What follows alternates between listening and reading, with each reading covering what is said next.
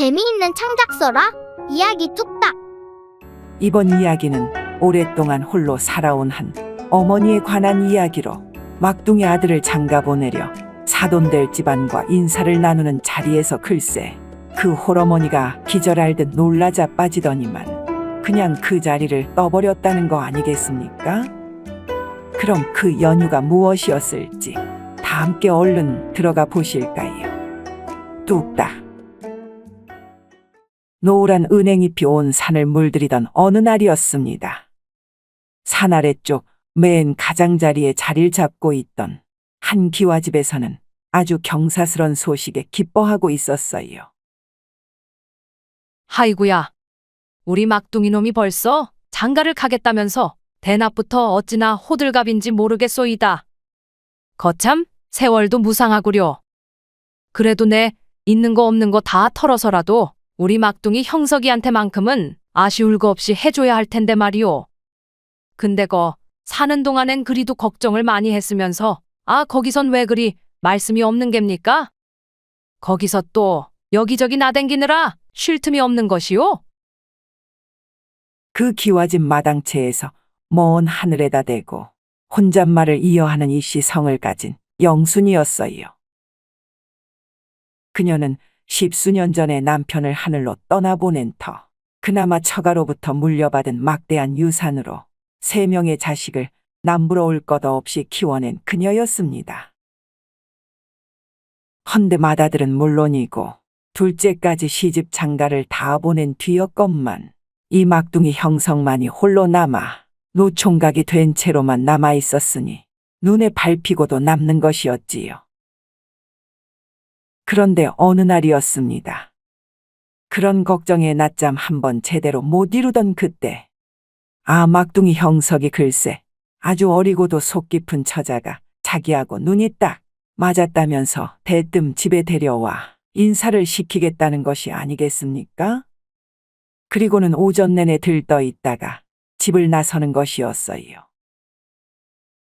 이에 그의 어머니 영수는 더할 나위 없이 기뻐하는 것이었지요. 그리고는 그 막둥이 아들을 기다리며 먼 하늘을 올려다보고 있던 것이었습니다. 먼저 간 남편을 떠올릴 아치면 줄곧 나타나던 뭉게구름이었거늘 어째 이날따라 유독 구름 한 점 없는 하늘이 뭔가 야속하기만 한 것이었어요. 이에 그녀의 넋두리는 아주 작정을 했다는 마냥 있는 대로 투정을 부리는 것이었습니다. 살아생전 그리도 싸돌아다니기만 하던 남편이었으니까 말이지요. 아직까지도 영순의 마음 한구석엔 그로 인한 커다란 구멍이 나 있는 듯도 한 것이었습니다. 그토록 사랑하던 남편이었건만 그런 구멍 하나 메워줄 생각 없이 그냥 갑작스레 하늘로 떠나가 버렸으니까 말이지요. 이에 때만 되면 그 무심하던 남편이 갔을 먼 하늘을 바라보며 줄곧 원망만 해온 것이었습니다.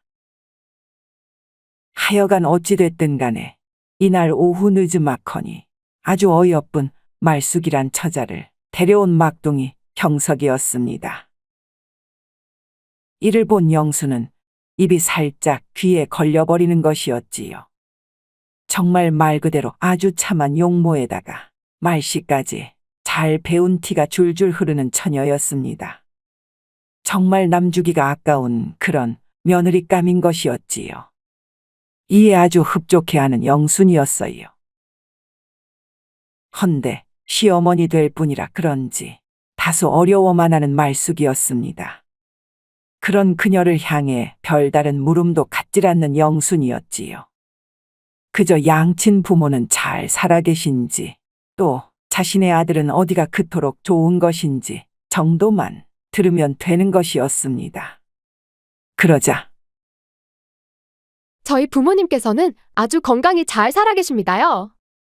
더군다나 사윗감을 보시기도 전에 제가 맘에 차는 사람을 만났으면 된 거라며 어찌나 좋아하시던지 그냥 곧바로 양가 인사를 나눌 수 있기만을 학수고대하고 계십니다요.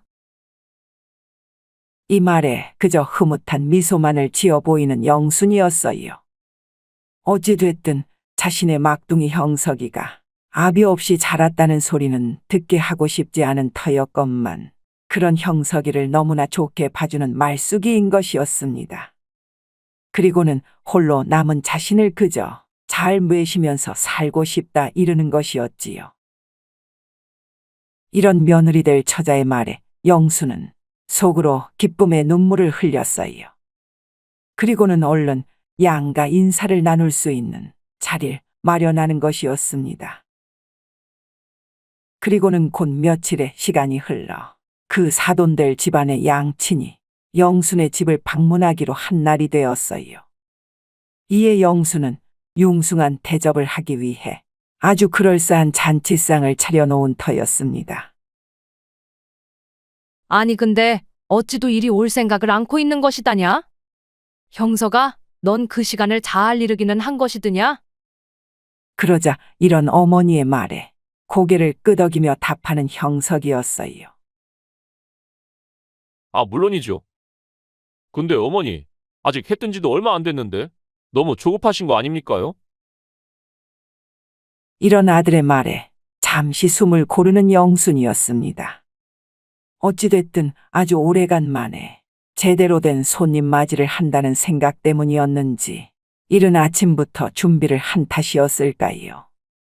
아들 말이 맞다며 마루에 앉아 한숨을 돌리는 영순이었습니다.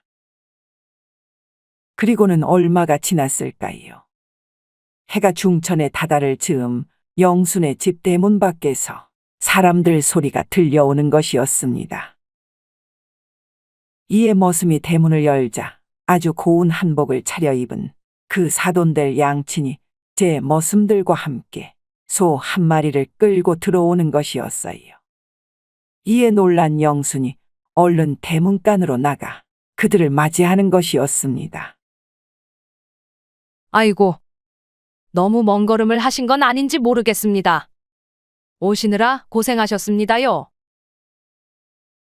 그러자 아주 말쑥한 차림의 말쑥 아버지가 고개를 조아리며 인사를 전하는 것이었어요. 고생은요. 아주 가벼운 발걸음으로 왔습니다. 이래 내 딸이 자제분 아니면 안 된다고 하는데 저희가 어찌 힘들이고 오겠습니까요? 아, 안 그런가 여보? 이런 남편의 말에 그 안 사람되는 말쑥의 어머니도 고개를 조아리며 영순을 쳐다보았습니다. 그런데 그 순간 다음 말을 잊지 못하는 그녀였어요. 이를 본 형석 어머니 영순도 뭔가 의아하다는 듯 고개를 갸웃하는 것이었지요. 아니, 근데 어찌도 이리 큰 소를 데려오셨습니까요? 함께 인사를 나누던 형석의 물음이었습니다. 그러자 아, 그냥 빈손으로 올 순 없었어서 말이오. 우리가 잘 키운 소들 중에서도 제일로 일 잘하는 놈으로다가 데려왔는데 어디 첫인사 나누는 자리인 만큼 우리만 얻어먹고 갈 수 있겠소. 그러니 부담 갖지 말고. 그런데 이때였어요. 가만히 그 말쑥 어머니만을 바라보던 영순이 갑작스레 눈이 커질 대로 커지더니만은 뒤로 한 발짝 물러서는 것이었습니다. 아니, 어머니, 왜 그러십니까요? 소가 뭐 물기라도 한답니까? 이런 아들의 물음에도 아랑곳 없이 천천히 뒤로만 물러나던 영순이 급기야 그 자리에 멍하니 서 있기만 한 것이었어요. 그러더니만은 미안하지만 일 없소이다. 그냥들 돌아가시오. 라며 그냥 획 뒤돌아 들어가 버리는 것이었습니다. 이에 형석은 깜짝 놀란 표정으로 다급히 어머니를 부르며 뒤따라 들어갔지요. 이 순간 어안이 벙벙해진 말숙과 그녀의 양치는 이것이 대체 어찌된 영문이냐며 서로를 바라만 보고 있는 것이었습니다. 단지 말숙의 어머니만은 고개를 푹 숙인 채로 뭔가를 주저하고 있는 것이었지요. 그러다가는 그럼 우리도 그냥 돌아가시지요. 제가 오늘은 아침부터 좀 피곤했다 안 합니까? 라며 먼저 발을 떼는 말숙의 어머니였습니다. 이에 더 놀란 듯 멀어지는 아내의 모습에 어쩔 줄을 몰라 하는 말숙의 아버지였지요. 말숙은 대체 이것이 무슨 일인지 싶어 울먹이다가는 제 어머니를 뒤쫓아 뛰어가는 것이었습니다. 이에 어쩔 수 없이 괜한 소를 다시 이끌며 뒤돌아서는 말숙 아버지였어요. 잠시 후 집안에서 뛰쳐나온 형석은 멀어지는 말숙 가족의 모습에 망연자실 바라만 보는 것이었습니다. 이내 다시 방 안으로 들어온 형석은 어머니와 마주 앉아서는 다짜고짜 따져 묻기 시작했어요. 아니, 정말 무슨 일이랍니까? 어머니, 무슨 말씀 좀 해보시오. 이런 아들이 재차 묻는 질문에도 묵묵부답이기만 한 영순이었지요. 그러나 계속 그러고만 있을 순 없는 노릇이었습니다. 그 누구보다도 말숙이를 제일로 마음에 들어한 그녀였기에 이런 영순의 행태는 누가 봐도 참으로 요상하기만 한 것이었으니까 말이지요. 그래, 네가 정그러면 내 얘기를 해주마. 그 말숙네 그 어멈 말이다. 그러니까 그 집 여편네 말이요. 라며 천천히 말을 이어가는 어머니의 형석은 어느 순간부터 점점 입을 다물지 못하는 것이었어요. 그리고는 순간 뒤로 나앉아 버리는 것이었습니다. 그 말의 내용이라 함은 바로 이것이었어요. 오래전 형석의 아버지가 살아있을 때의 일이었습니다. 형석이가 막둥이로 태어나고도 얼마 지나지 않았을 시점, 형석의 애비는 또 밤늦게 집으로 겨들어온 것이었어요. 이전 둘째를 낳고 났을 때도 항상 남편의 밤늦은 귀가가 마음에 들지 않던 영순이었습니다. 이에 그 연유를 알기 위해 여러 방면으로 힘을 쓰고 나니 아니 글쎄 그 건너마을에 나름 소문이 나 있던 웬 기생집애를 매일같이 드나들었다는 것이 아니었겠습니까? 이에 남편을 그 기생집 근처에서 봤다는 한 친구의 말에 덜미가 잡혀선 있는 대로 추궁을 하고 나니 남편은 급기야 자신의 친구 때문에 억지로 갔다라며 자신을 무슨 똥통으로 보냐는 둥 되려 화를 내는 것이었어요. 이에 울며 불며 집안을 쑥대밭으로 만들어 놓는 영순이었습니다. 이런 여차에도 남편은 자신을 왜 계속 똥통으로 모냐며 끝까지 모르쇠로만 일관하다가는 밥상 좀 차려달란 말 한마디로 슬쩍 넘어가려는 것이었어요. 그래도 이 집안이 건사하기 위해서는 어쨌거나 남편과의 사이를 얼른 회복하여 자식들을 무엇보다 제대로 신경 써야만 했던 것이었습니다. 그래도 얼마 동안은 아주 집에 일찍 들어오면서 집안의 평화를 위해 애쓰는 남편이긴 한 것이었어요. 그러다 어느새 마음이 풀려버린 영순이었기에 막둥이 형석도 태어날 수가 있었던 것이었습니다. 그런데 또 얼마가 지나지 않아 또 집에 늦어 들어오는 남편이었어요. 그런데 이번에는 매번 그 두루마기 끄트머리가 푹 젖어 있는 것이었습니다. 이에 따져 묻자 아침에 오는 길에 동네 애들이 물놀이하다 물을 뿌렸다지 않았겠어. 그래서 그 개울 쪽으로는 가지 말아야 했을 것을. 이러고도 또 다른 날 따져 묻자 아, 오늘은 소낙비가 좀 내렸다는 거 아니요? 어째 당신은 집에만 있어서 비 오는데도 모른 것이요? 이런 남편인 것이었어요. 헌데 그런 날들이 너무도 여러 날 반복되다 보니 도저히 안 되겠다 싶은 영순이었습니다. 이에 어느 날 마음을 다잡은 영순은 남편이 일을 마치고 돌아올 길목을 거꾸로 오르기 시작했어요. 그러다 보면 남편이 뭔가 숨기고 있을지 모르는 것을 알 수도 있지 않을까 싶은 것이었습니다. 헌데 그런 여차로 강가에까지 다다른 영순이 어째 이런 강물 속에 들어갔다 나온 것도 아닐 텐데 말이지. 대체 그놈의 옷자락은 어디서 그리 젖어오는 것이라냐. 이런 혼잣말을 마친 그때였습니다. 강 한가운데에서 왼쪽 배 하나가 천천히 다가오고 있는 것이 아니겠습니까? 이에 놀란 영순이 슬쩍 나무 뒤로가 몸을 숨겼어요. 그런데 아니나 다를까 그 가까워온 나룻배에는 글쎄 영순의 남편은 물론이고 웬 귀부인 하나가 함께 앉아 노닥거리고 있는 것이었습니다.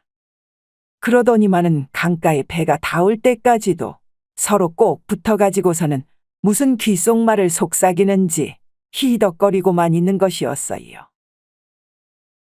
그런 모습에 그만 졸도할 마냥으로다가 뒷목을 부여잡는 영순이었건만 어느새 강가에 닿은 나룻배 앞으로 얼른 나가 서 있는 것이었습니다.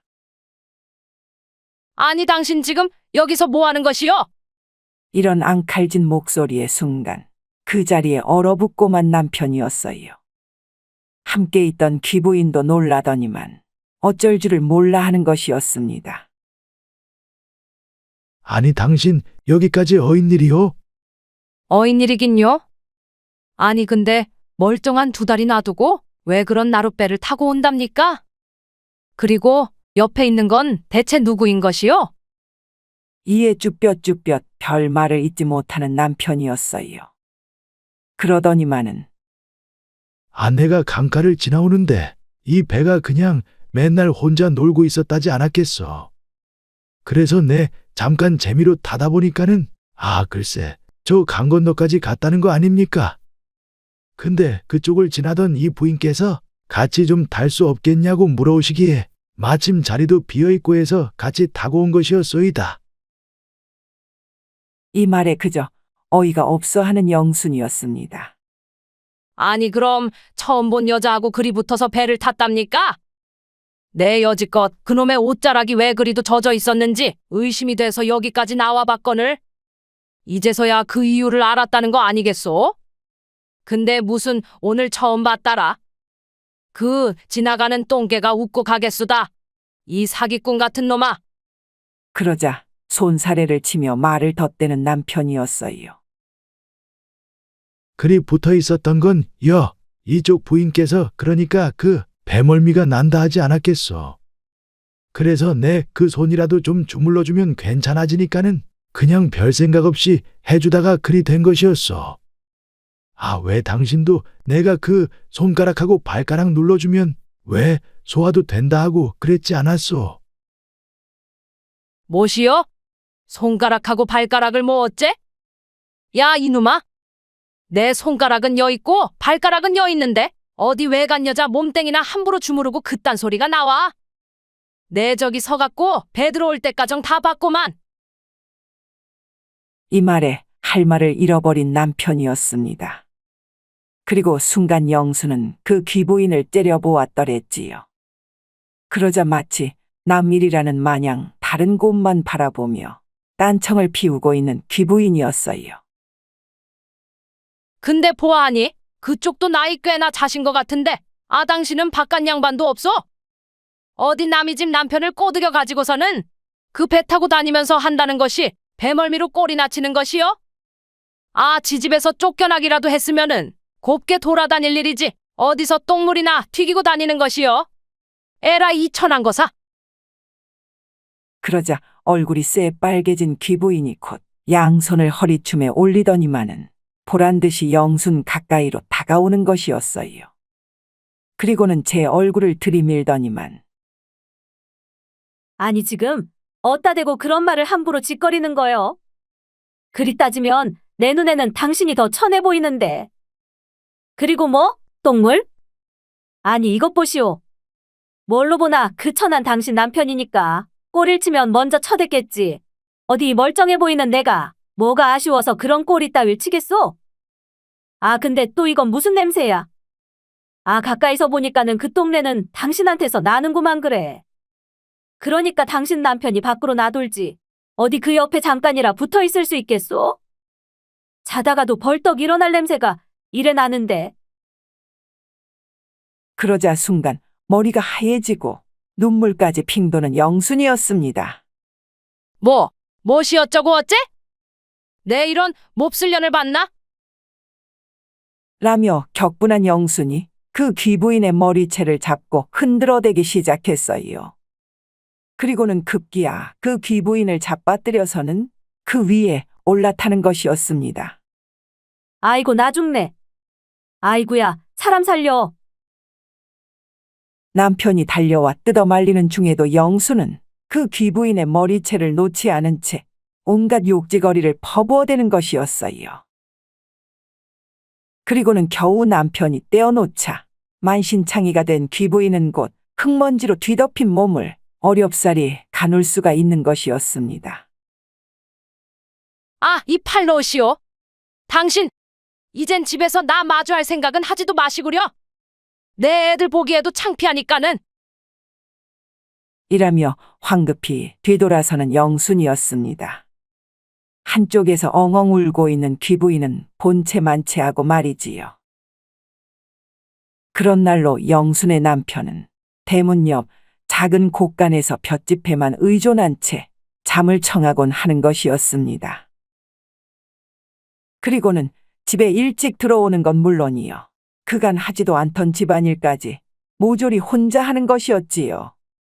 그랬다 보니 제 남편과 평생 척을 지고 살 수는 없겠다는 생각이 든 영수는 은근슬쩍 다가오는 남편을 또다시 마다할 수가 없는 것이었습니다. 남편을 내쫓거나 자신이 이 집을 나가버릴까도 싶던 그녀였건만 아예 남편 없이 살 생각을 하면 그건 더 눈앞이 캄캄해지는 것이었어요. 어쨌거나 한평생 남편만 알고 살아왔던지라 그때의 기억 따위는 그저 생채기 정도로만 여겨야 했던 영순이인 것이었습니다.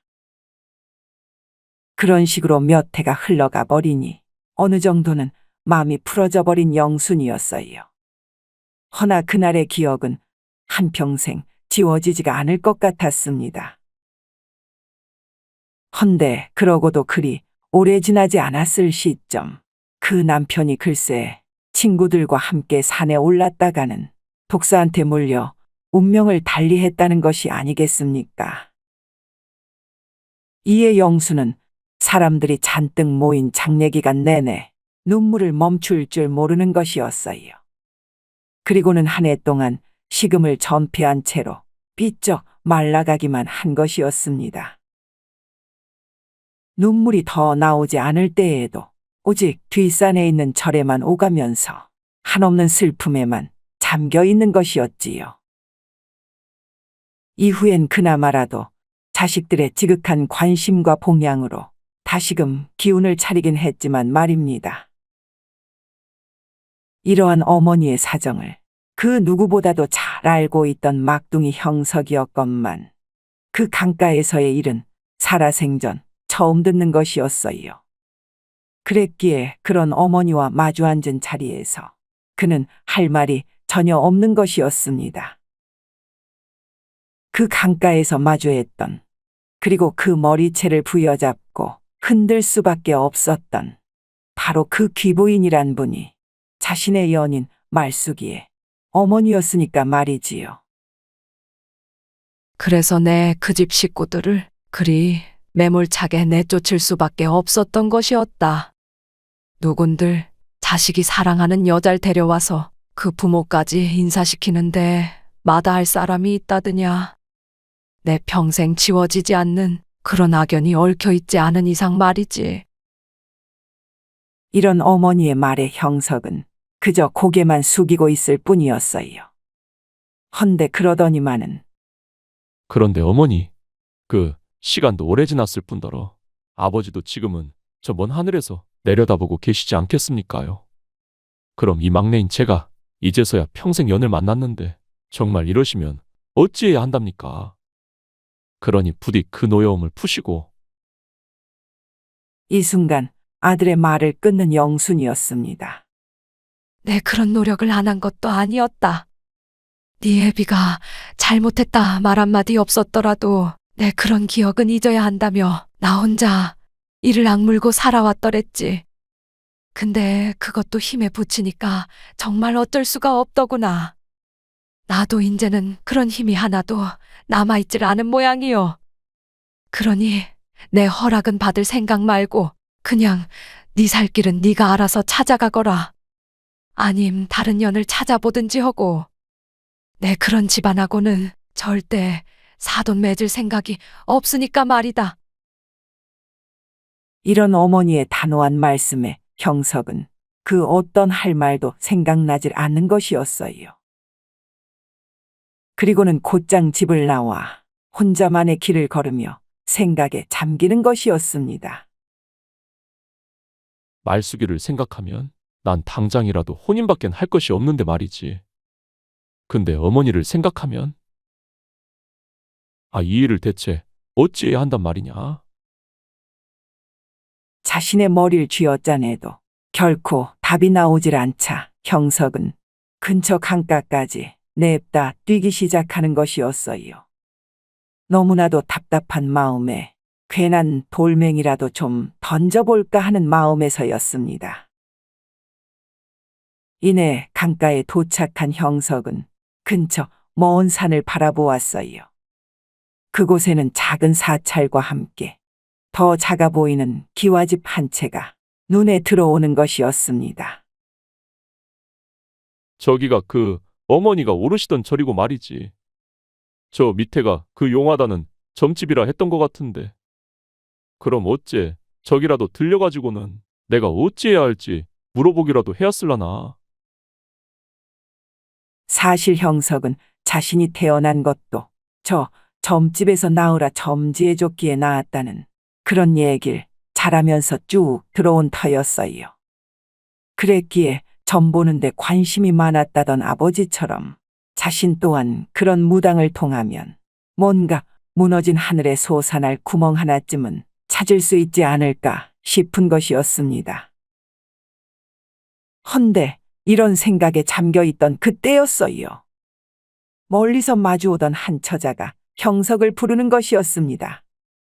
그녀는 마침 형석을 만나러 오던 말숙이인 것이었지요.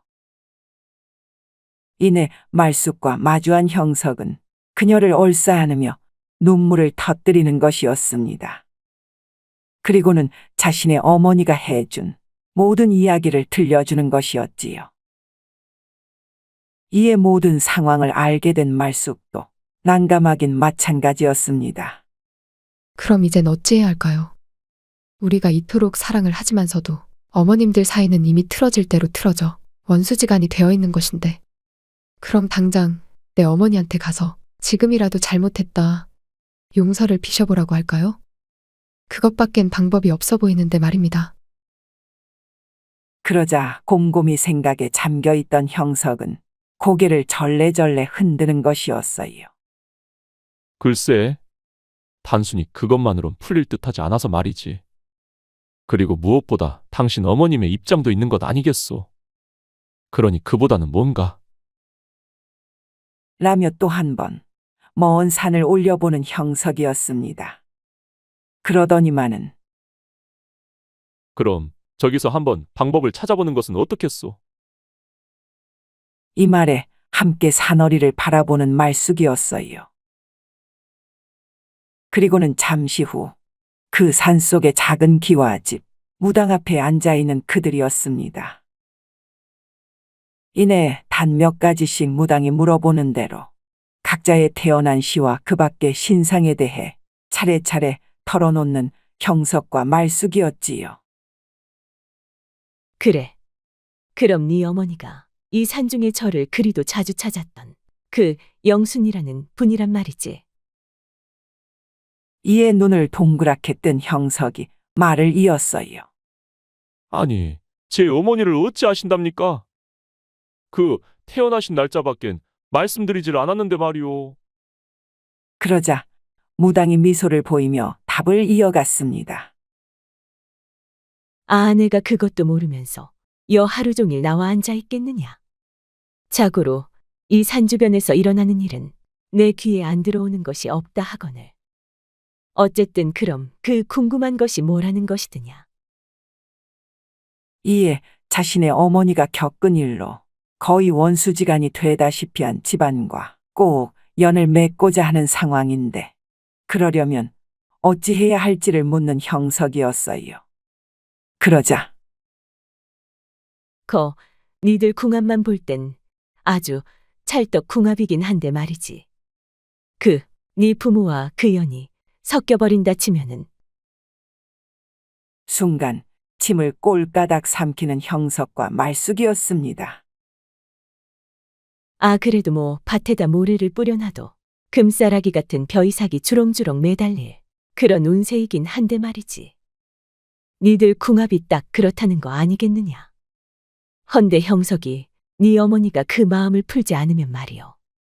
밭에다 뭘 심어놔도 그냥 똥밭으로 남는 거 아님. 잡초만 무성해갖고는 지렁이만 들어찰 거라는 거 아닌가. 그나마라도 지렁이면 다행이지. 그냥 혼인했다가는 되려 뱀이 득실득실거리게 될 텐데. 제정신이 박혀있음. 누가 혼인을 하겠는가.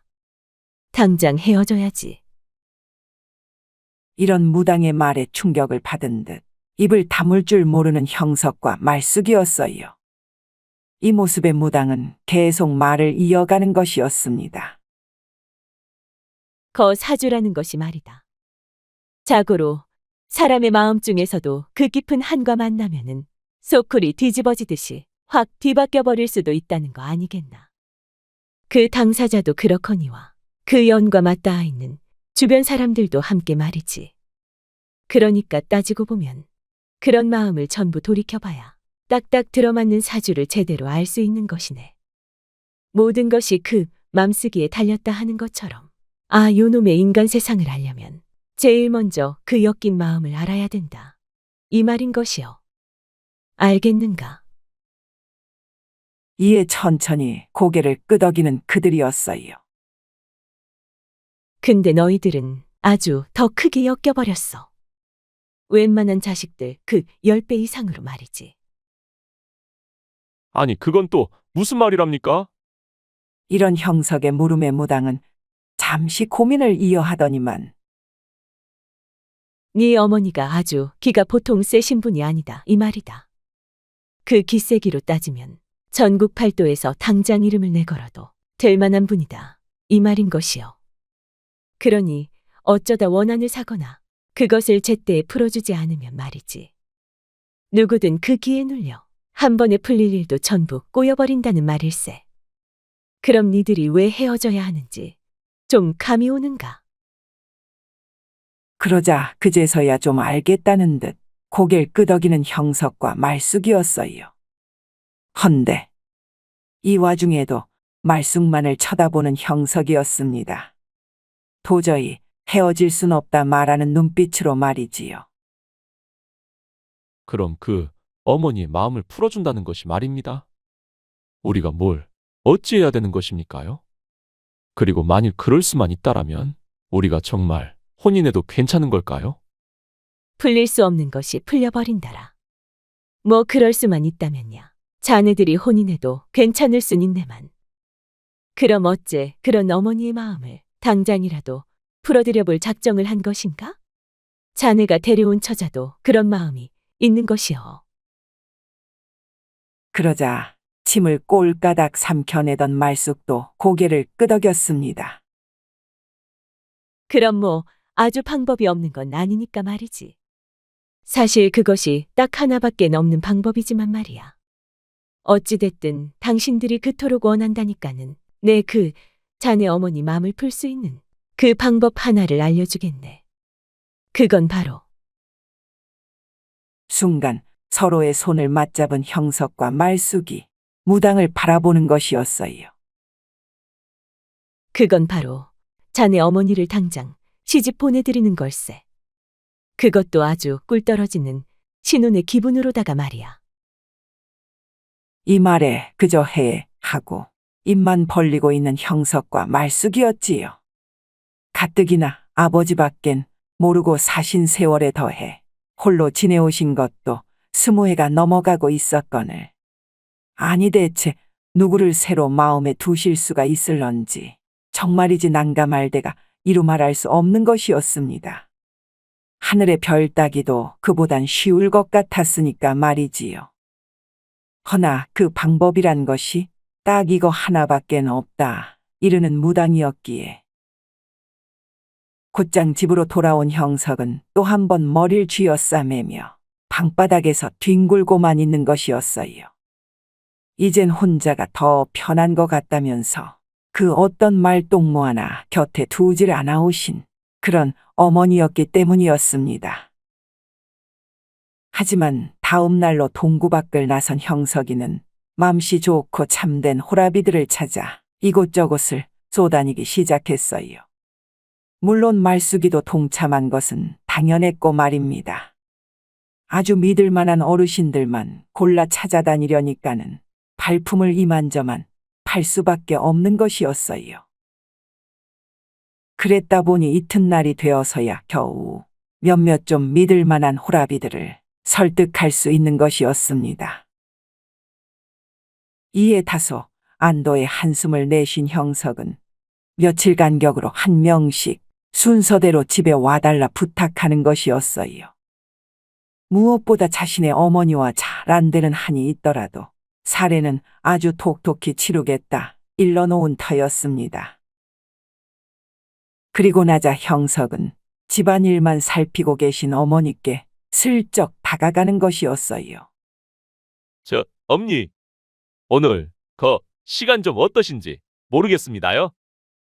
그러자 대청마루에서 자수를 놓고 있던 어머니가 근데 너 말씨가 왜 그런 것이냐? 시간이 뭐가 어떻냐니? 오늘 아침에 뭐 잘못 먹었느냐? 아, 그런 것이 아니고요. 왜 그 있지 않습니까? 날도 선선해가지고 나다니기도 참 좋은 날씨인데 말이요. 왜 아주 선하신 분이라도 한 분 계시면은 함께 나들이도 나가고 방에 앉아 고구마도 까먹고 하면 좀 좋지 않느냐는 말이지요.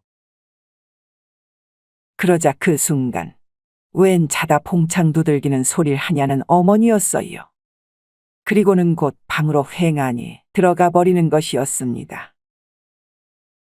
네, 널 오래 데리고 살다 보니 참 별소리를 다 듣겠구나. 누구랑 남사시럽게 뭘 같이 한다는 것이요. 나 혼자 숨쉬며 살기도 버거워 죽겠구먼. 이런 어머니의 형석은 괜한 디딤돌만 재차 밟아대는 것이었지요. 헌데 그때였어요. 마침 약속한 시간에 이르러 오늘 처음 찾아오기로 한 김생원 어르신이 대문을 두드리는 것이었습니다. 이에 곧장 문을 열어준 형석이었지요. 이 소리에 형석 어머니 영순도 누가 왔는지 궁금한 터 방을 나와 보는 것이었습니다. 아이고, 안녕하십니까? 제가 실례가 안 된다면 잠깐 인사나 좀 나눌 수 있을지 하고 말입니다. 아니, 어인일이신가요? 전 저짝 호동마을에 사는 김생원이라 하는데 말이오. 얼마 전 장터를 지나다가 우연히 한날이 따온 미모의 여성을 봤는데 말이지요.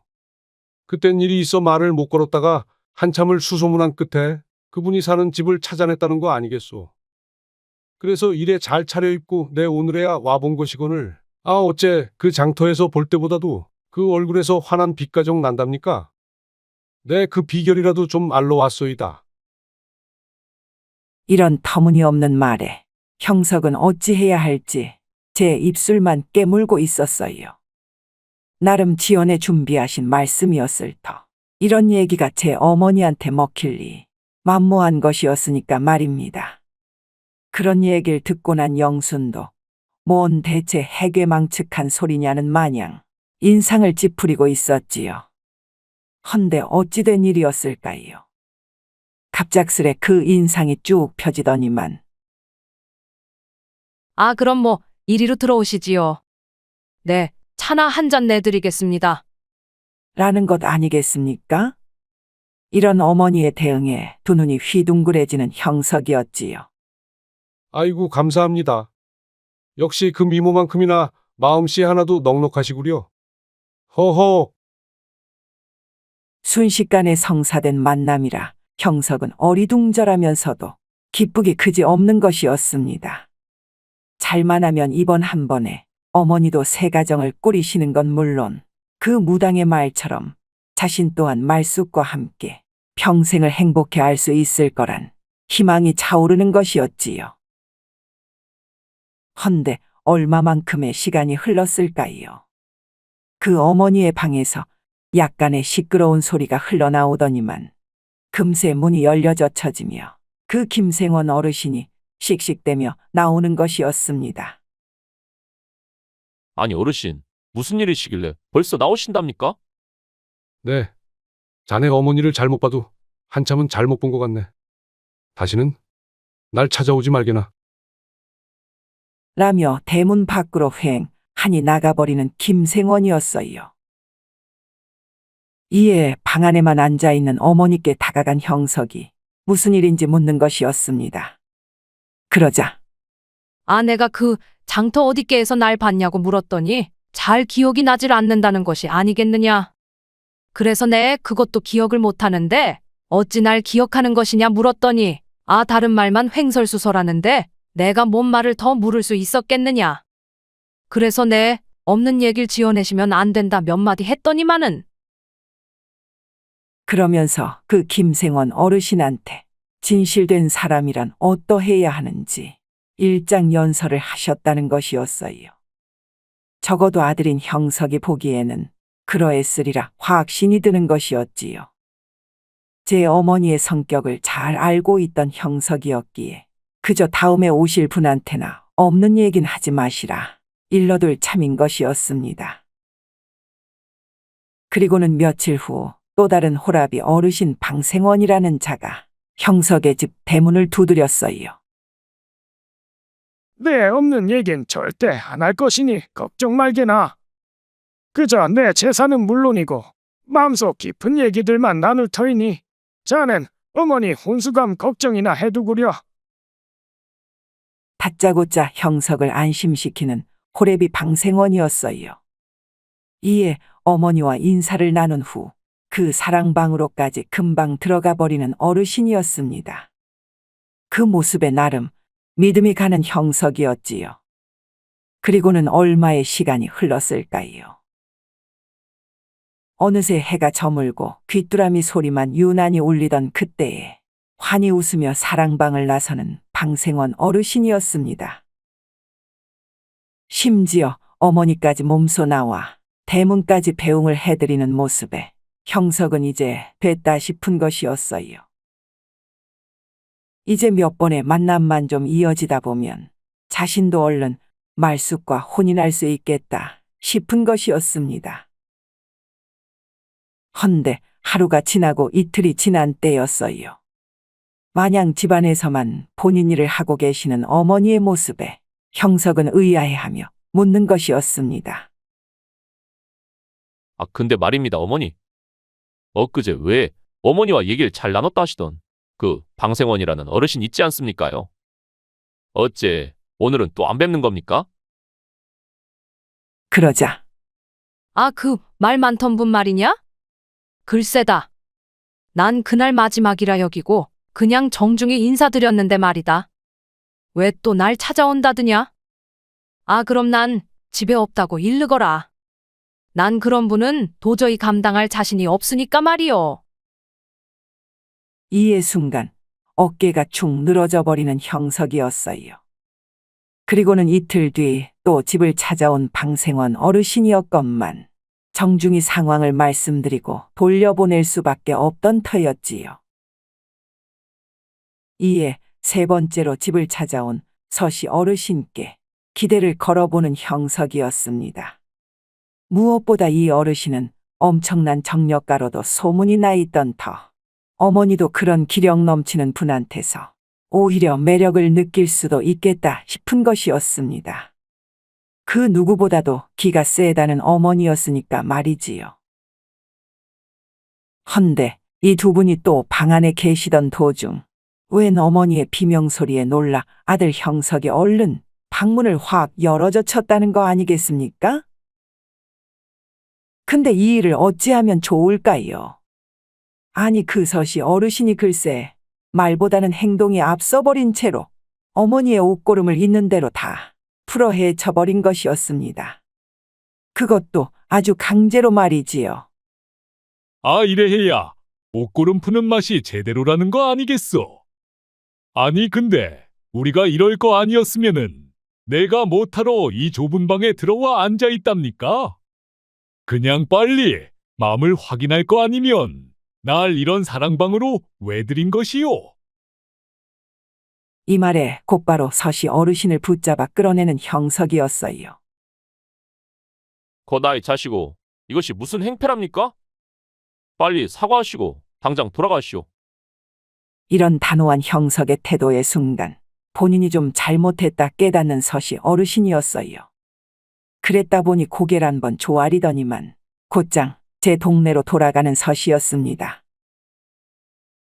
이에 형석과 말숙은 더 이상 어르신을 찾아 내세우는 일은 생각도 못하는 것이었지요. 더 큰 화를 당하면 어찌할까 싶은 것이었기에 이젠 하는 수 없이 한 번 더 무당을 찾아간 그들이었습니다. 내가 처음부터 힘들 거라 하지 않았느냐. 보통의 안목 갖고는 그런 나이 지긋한 분의 평생 배필을 꼽아내긴 쉽지 않은 터. 그럼 뭐 할 수 없지. 내가 복채를 더 받아야 하는 수밖에. 어째 주머니는 두둑히 채워왔다더냐. 그러자 형석은 있는 대로 엽전 꾸러미를 꺼내 무당 앞에 밀어놓는 것이었습니다. 준비성 하나는 인정해줘야겠구만 그래. 그럼 일단 오늘은 돌아가거라. 그리고만 하루가 지나고서는 내 아는 양반을 보낼 테니 그분만 기다리고 있으면 될 것이렸다. 내 그분이라면 네 어머니도 한 번에 딱 반해버리고도 남을 테니까 말이지. 이런 놀라운 말에 고개를 조아리며 점집을 나선 그들이었어요. 그리고는 만 하루 동안 해시계만 바라보며 기다리는 것이었습니다.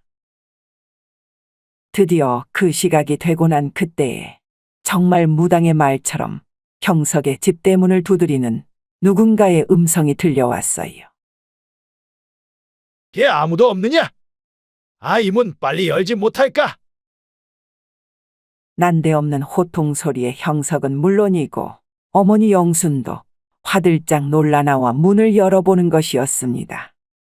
그러자 거참, 어른이 문을 열라는데 이리도 늦어서야 어디 쓰겠느냐?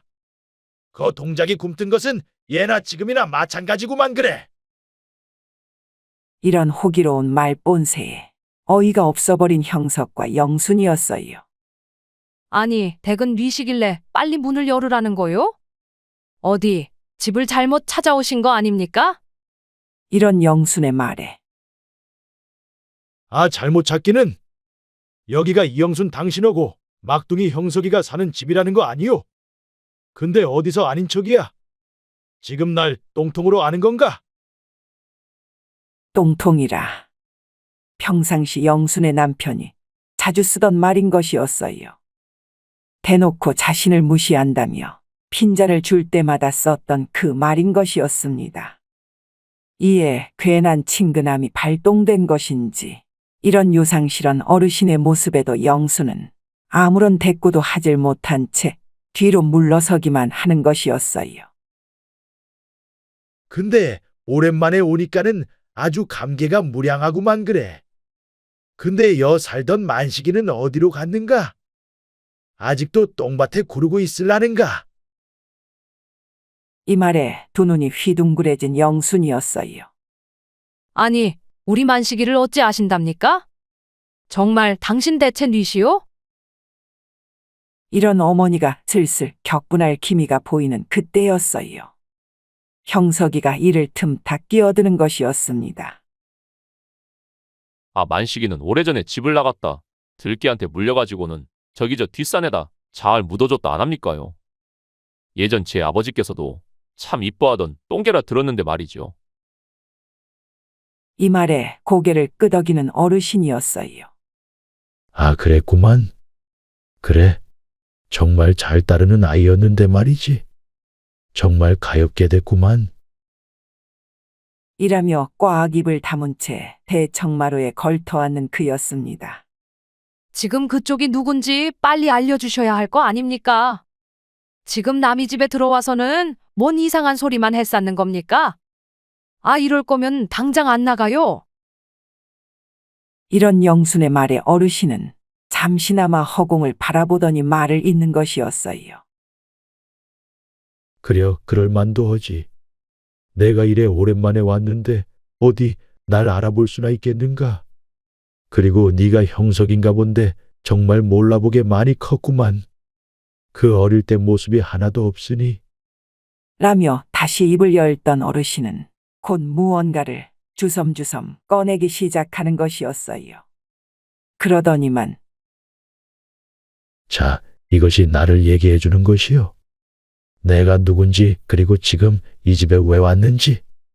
이 소리에 그 어르신이 꺼내드는 걸 본 영수는 깜짝 놀라 주저앉을 뻔한 것이었습니다. 그것은 바로 아주 오래된 보석함으로 그 안에는 예쁜 폐물들이 여러 들어있는 것이었어요. 왜 우리가 둘째를 낳고서 한 달쯤 지났을 때였나? 그때도 당신한테 혼이 나서는 내 집을 나가버린다며 홧김에 당신 보석함을 들고 나갔었는데 말이야. 그때 그걸 팔아서는 어디 묵을 데나 찾아보려고 했었는데 말이지. 헌데 차마 그럴 수가 없겠더라고. 이것이 당신이 어떻게 모은 것인데 그냥 내가 지인들한테 신세지는 편이 홀 나왔어서 말이지. 그래서 내 누구도 알지 못하는 뒷산 언덕계에 잘 묻어놨었는데 말이오. 아, 얼마 지나지 않아서 집에 돌아왔을 때 내 그걸 아주 까맣게 잊어버렸다는 거 아니었겠소. 근데 당신도 뭔 말이 없었고 말이지. 그 보석함을 꽤나 아꼈을 텐데 말이오. 이런 말을 듣던 영수는 그 보석함을 건네봤더니만 닭똥 같은 눈물을 뚝뚝 떨어뜨리는 것이었어요. 아니 근데 이걸 당신이 왜 갖고 있다는 것이요? 대체 당신은 누군데 왜 우리 남편 행세를 하고 있는 것이냔 말이오. 이에 순간 자리에서 벌떡 일어나는 어르신이었습니다. 아내가 당신 남편이라는 거 아니오. 여지껏 구천을 떠돌다가 이런 다른 육신을 만나 이제서야 작별 인사를 하러 왔다는 거 아니겠소. 이 말에 입을 다물지 못하는 영순이었어요. 형석도 한쪽 구석에서 어안이 벙벙한 채로 서 있기만 한 것이었습니다. 아니 지금 무슨 소리를 하는 거요? 당신이 내 남편이라니. 형서가 지금 이분이 뭔 소리를 하고 있는 게냐? 그러자 큰 숨을 들이키던 어르신이 내가 맞소이다. 당신 남편. 비록 이 몸뚱아리는 다른 사람이지만서도 이 안에 있는 나는 당신이 알던 그 똑같은 당신 남편이란 말이외다. 아, 그 보석함을 갖고 온 걸 보면 내 지금 무슨 말을 하는 건지 바로 알지 않겠소? 이 말에 보석함을 만지작거리던 영순이 고개를 내저으며 말을 이었습니다. 이건 너무 오래된 터라 언제 남편이 누구한테고 얘기해줬을지 모르지 않습니까? 나도 이걸 잃어버렸다 하면 뭔 얘기를 들을지 몰라. 차마 입 밖에도 못 꺼냈던 것을. 내 남편은 여기저기 떠벌리고 다녔을지 내 어찌 알 것이오.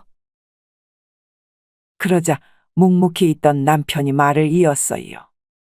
그럼 내가 떠나가고 난 뒤에 장롱 밑에 숨겨뒀던 내 비상금은 찾아봤을 거 아니요? 그 뭉치돈이 장장 328량. 아, 이 금액이 어디 틀리면 틀리다고 말을 해보시오. 그리고 왜 내가 떠나가기 얼마 전에 내가 자면서 하도 방귀를 끼니까는 나가 자라면서 내쫓지 않았소.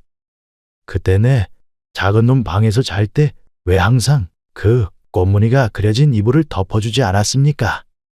그것도 진달래와 개나리가 어울려 있는 그 당신이 아끼는 이불 무늬가정 안다 하는데 아, 이래도 당신 남편이 아니라 고집 피울 거요? 이런 그의 말에 그것이 전부 맞다는 듯 깜짝 놀라는 영순이었어요. 아구머니나 어찌 그걸 다.